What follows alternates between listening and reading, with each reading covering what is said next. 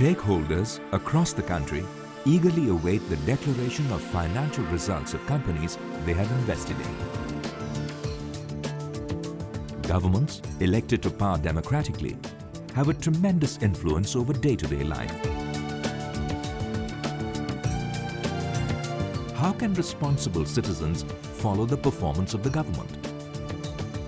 Finance accounts, the financial statement of the government, provide information needed by decision makers and citizens. Do government financial statements depict existing assets and liabilities? Can we evaluate the effect of today's decisions on future performance?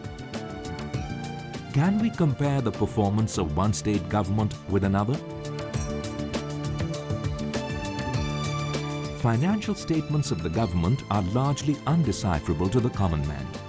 They are inadequate for decision-making needs of the government. The union and state governments follow a cash system of accounting, which is limited in its ability to provide complete information for appropriate conclusions. The numbers don't give the complete picture of the country's financial health. A shift from cash to accrual basis accounting can empower both the government and its people with information that supports better decision making. Countries across the world have moved from cash to accrual basis accounting. India has also embarked on its journey to migrate to accrual basis accounting. Let's take a peek into our own future. Shall we go ahead?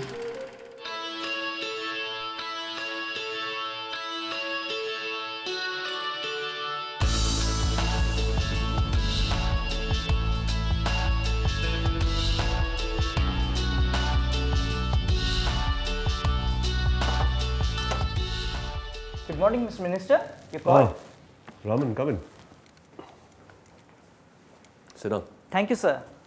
Raman, as you know, we are setting up the first conference of chairpersons of the estimates committees and the public accounts committees of the union and the states on the subject of accounts. This is a crucial conference, Raman. I'll want you to examine the accounts and to provide me with analytical inputs. Sure, sir. I'll need information on government assets, liabilities, expenditure patterns, pension liabilities, subsidies. Sure, sir. You've got 6 months to do this in. So please start writing letters to the ministries, to the state governments. I want you to ensure that the information that you collect is useful to the conference from the angle of providing support for taking decisions. And I propose to take a review of the progress in about 3 months from now. Sir, I can come back with the information right now. Right now, Raman? No. I need reliable information, not guesswork. No, sir. It's not guesswork. The figures are all audited by the C&AG of India. I'll be right back with the information. Okay. Please do so. And please bring Sania along with you as well. I'd like her to be part of the process of collecting the information. Yes, sir.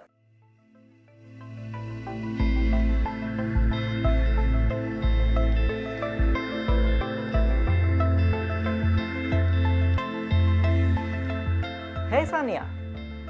You've been called to the minister's office. Can you catch up with me at Mr. Hari Prasad's office in 10 minutes? Of course, a new project. See ya.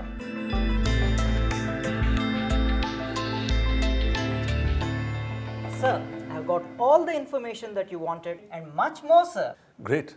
Let's take a look. Sir, this is the balance sheet of Government of India. Also have the statement of financial performance and the cash flow statement. For the state governments that you needed, sir, the information is available in my external hard disk. Let's have a look at the balance sheet. Sure, sir. This is the balance sheet of Government of India. It gives a bird's eye view of financial position of government. Just one page? Morning, sir. Sania, won't you sit down? Thank you, sir. Hello, Sania. Hi, sir. Yes, sir. Impossible. Not at all, sir. It is simple. It captures the financial position of the government and all the details are in the annexures here. Can I know what the assets of the government are? Right here, sir. These are the fixed assets of the government. We can track it to the location for verification as well. Hari Prasad, जिंदाबाद जिंदाबाद Hari Prasad, जिंदाबाद जिंदाबाद Hari Prasad. जिंदाबाद जिंदाबाद। नमस्ते मंत्री साहब। नमस्कार मंत्री जी। मंत्री जी नमस्कार। सर आपने एक हॉस्पिटल बनवाने का कंस्टिट्यूएंसी में वायदा किया था, जरा उसको देखें सर। पिटीशन है सर। हरि प्रसाद जिंदाबाद, हरि प्रसाद जिंदाबाद, हरि प्रसाद जिंदाबाद, हरि प्रसाद जिंदाबाद। Those were people from my constituency. I've promised them a hospital, and I've told them it's going to come up within a year. Does the balance sheet show the hospital? Yes, sir. These are the details of hospital buildings that the government owns. For further details of location and other specifics, we can always go to the Public Works Department registers. Will I find the Taj Mahal on this list? Taj Mahal, sir, right here. It's a heritage asset and it's valued at 1 rupee. 1 rupee? What's the purpose served by that? What do you think, Sanya? It's priceless, sir. That's right, Sanya. The 1 rupee brings the heritage assets to the balance sheet. It improves the stewardship of these assets, gives visibility for better upkeep and maintenance. Okay. What else does your balance sheet show? So everything that we need to know the financial position, it tells us the stocks that the government Hang has. on. Accounts are rocket science for me. Can you please clarify in simple words how accrual accounting is different from cash accounting? Sure, Sanya. It's all the question of matching revenues with expenses.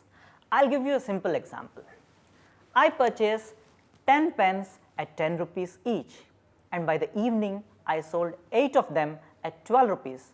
Now tell me, how did I do at the end of the day? If you purchased the pens at 10 rupees and sold them at 12, then you made a surplus of 2 rupees. Right, but cash accounting does not think so. Sale of 8 pens at 12 rupees each equals 96 rupees. Less purchase of 10 pens at 10 rupees each equals 100 rupees. Therefore, net deficit 4 rupees. No, that's not correct. You have still 2 pens with you that you have yet to sell. Precisely, and accrual accounting gets it right. Sale of 8 pens at 12 rupees each equals 96 rupees. Less purchase of 8 pens at 10 rupees each equals 80 rupees. Therefore, net surplus 16 rupees. And you also have in your inventory 2 pens at 10 rupees each. Now I got your funda right. And how does it relate to assets, liabilities, subsidies? It's all the question of triggers, sir. In cash accounting, the trigger for recognition is receipt or payment of cash, while in accrual accounting, it can be anything else. For example, it can be receipt of goods or rendering services. How? How is your cup of coffee? Great, I love cappuccino. Okay, today is March 15th. Will the office canteen pay for the coffee? Of course, yes, we enjoyed it. Financial year ends on 31st March. Now, if this coffee bill is paid on 5th April, what will happen? It's an expense to us this year and a liability is created in our balance sheet. This is under accrual accounting. And under cash accounting, it will be the expenses for next year, right? Hey, you're already mastering accounting.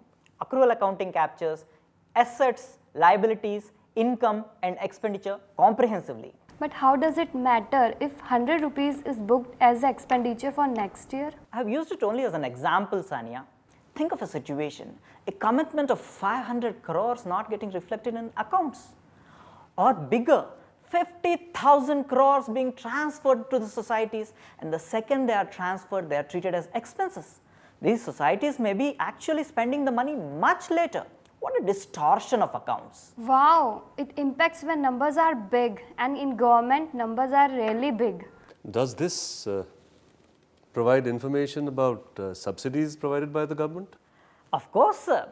It provides the information about subsidies and all other costs. Accrual accounting captures the full costs including those that are not yet paid for. For example, in a school, we can know the cost per student government is incurring by including all the costs, direct or indirect, depreciation and unpaid expenses, everything is included here. With this, we can compare performance of one state with another or from one year to the next. And all this is available right now in this book, sir. Amazing. I wonder what made me think of giving you 6 months for a job that could have been done in just 2 hours. Sir, to really appreciate how simple things have become now, we should go back to the times when accrual accounting was not in place. Oh, I wish I could see that. Would you like to do that, sir? I have some very interesting videos with me on my iPod right now. Every year, finance accounts and appropriation accounts are tabled in Parliament and in state legislatures. These accounts, in the strictly commercial sense of the terms, do not record assets and liabilities. Neither do they capture full costs. Thus, issues of intergenerational equity are not addressed. Let's take a look at what information accrual balance sheet provides which cash balance sheet may not. This is a simple balance sheet under accruals. Under cash system, many of these items may not be depicted. It does not capture fixed assets, inventories, other current assets, pension liability, current liabilities, and even the net assets. We are just left with cash balance, investments, and other long-term liabilities. Unbelievable. Obviously, the accounts don't reflect the full story or what happens to the taxpayers' money. Yes, sir. Let's go back to the issue that Mr. Chatterjee raised of intergenerational equity.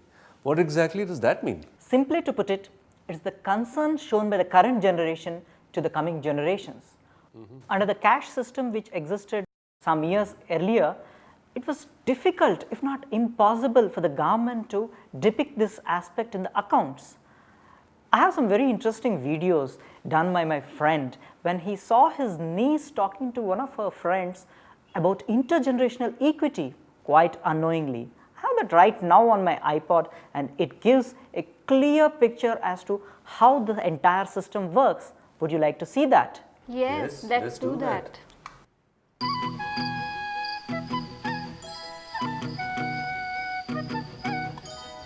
Good.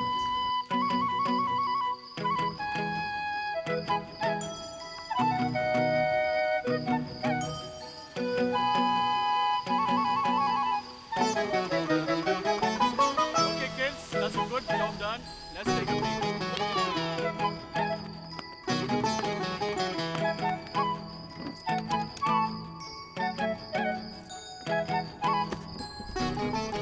Trisha, can I borrow some chocolates? Yes, Karina. You can have a piece, but you can't borrow it because you can't return it. I meant I will give you the toffees next week. My daddy says you can't promise anything you don't have. That's what I am saying, Trisha. I will give you the toffees next week when I think I will be able to get some. So nice of you, Rena. But you know, we are not the only ones who borrow from each other. All elders are borrowing from us. How? They buy us everything, then how do they borrow from us? My daddy says my grandfather doesn't go to work because he is tired. He is not tired, Trisha. He is retired. He has completed his service years. Okay, Peter uncle, my grandfather is retired. My grandfather also stays at home. Yeah, I know, but they still get money from their office. Yes, but why? I don't know. Daddy said something about borrowing. Hi, what are you all discussing so seriously, children? Peter? Tara, actually pension. A person's whole salary is not paid to him. Some part is saved. And this saved part is paid to him later on when he retires. Every office has to make some arrangement to make this payment. However, what is happening is that they are now making the pension liability payment from whatever money they have available now with them. So, the present generation has to bear the burden of the past generation, and you kids will have to bear the pension liability of our generation. Do you understand, children? No. Actually, Tara, we are passing a huge burden to our future generations. What actually should have been done was to record this liability on actuarial basis in our accounts and also make suitable resources available to meet this in future. Take the example of petrol subsidy. The government should be paying out a subsidy in cash. However, what they are doing is they are issuing oil bonds. which are to be paid after 20 years. Now we are again creating a huge burden for ourselves in future. So Karina, Trisha, we are actually borrowing from you. I'm keeping my account with you, Karina. You owe me some toffees next week. Of course.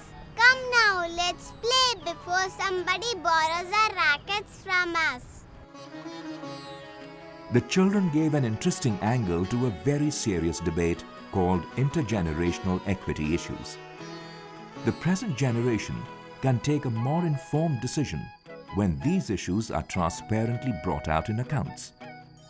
An improved accounting system based on standards would facilitate better reflection of intergeneration equity concerns in financial statements. Accrual accounting is more appropriate for transparently depicting these concerns. Impressive. I'm getting more and more curious. How exactly did the transformation happen? It must have been a huge task. Indeed, sir. So, Raman, do you have a film on that as well? You got it right, sir. I do carry a lot of that with me always. So, what are we waiting for? Let it roll. In India, the 12th Finance Commission has recommended the introduction of accrual basis accounting in government. Government of India has accepted the recommendation and decided in favor of moving towards accrual basis accounting. It entrusted the task of preparing a detailed operational framework and a roadmap for migration to GASAB. Constituted by the CAG of India with support of the Government of India, the Government Accounting Standards Advisory Board, or GASAB, was set up to work towards reforms in government accounting. GASAB has emerged as the focal point for activities relating to government accounting reforms. GASAB, after careful evaluation of the merits and limitations of accrual basis accounting, came out with an operational framework for accrual accounting. It was decided that the movement towards accrual would be in stages. A roadmap for transition was developed. Seminars and workshops were conducted across the country. CAG of India conducted a seminar in the Parliament. To create a nationwide consensus, CAG collaborated with the departments of the Government of India and Chief Ministers of States. Workshops were conducted across the country. By 2008, the Government of India and 21 states agreed to work towards migration to accrual basis accounting. Pilot studies were initiated at various places in the country.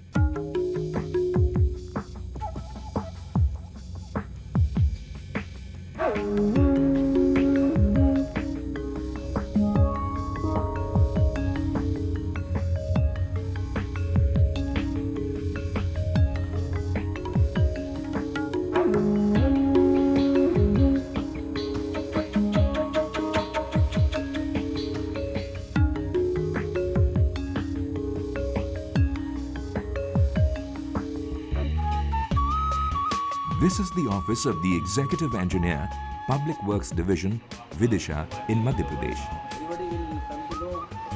The pilot conducted at this office took 6 months to complete. The Finance Ministry of Madhya Pradesh, AG Office and Institute of Public Auditors of India teamed up to do the pilot.